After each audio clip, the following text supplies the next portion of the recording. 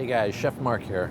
I'm going to show you a very simple casserole. It's a family favorite recipe. It's an eggplant casserole. So speaking of eggplant, we've got a lot of different varieties here. All these will work. This is a baby eggplant, a little bit more sweet.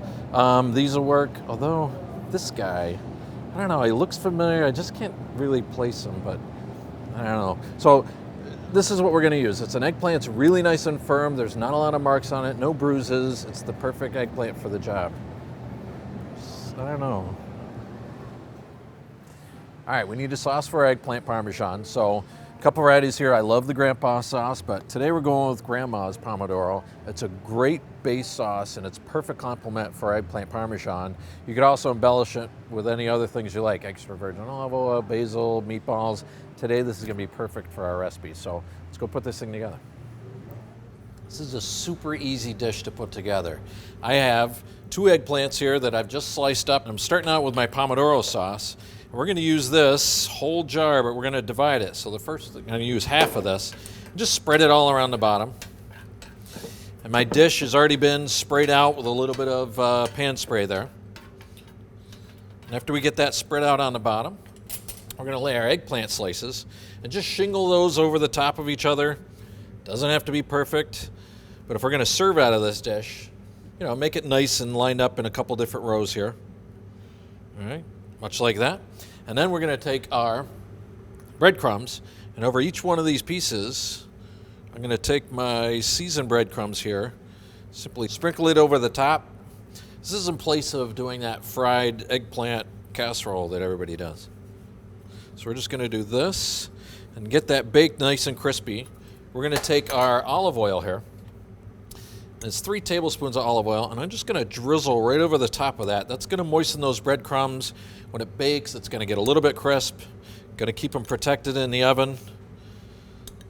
Go all over the eggplant and those breadcrumbs. Last little bit. All right. And the next step, I've got my Parmesan cheese. Let's take half of this mix and go over the top first. You know, and if you want, during this process, you can do it before or after. But I'm going to season this with a little bit of Lowry's.